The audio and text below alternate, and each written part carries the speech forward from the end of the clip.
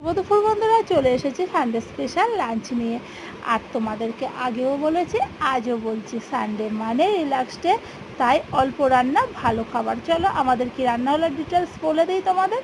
ছোটো এটা দুজোর ভাত আছে, বড় হয়তো আমাদের বড়দের গরম গরম ভাত আছে, আলু ভাজা, আর আমি কালো জিরা ফোড়ন দিয়ে কাঁকরোলটা লাল করে ভেজে নিয়েছি। তারপর পোস্ত বাটা, কাঁচা লঙ্কা বাটা, লবণ, মিষ্টি দিয়ে আমি এই পোস্তটা করছি। এই পোস্তটা গরম গরম ভাতে দারুণ লাগে, আবার খেয়ে দেখো। আর নিরামিষের দিনেও এটা ট্রাই করতে পারো, এটা একেবারে নিরামিষভাবেই করা হয়।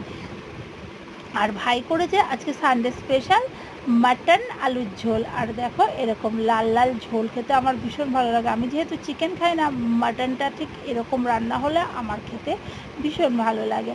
আর উপর থেকে এরকম তেল ভাসবে। আচ্ছা, আমার মতন কে কে এরকম লাল লাল মাটনের পাতলা ঝোল খেতে পছন্দ করো আমাকে কমেন্ট বক্সে অবশ্যই জানাবে। আর ভিডিওটা ভালো লাগলে লাইক শেয়ার কমেন্ট করতে একদম ভুলো না।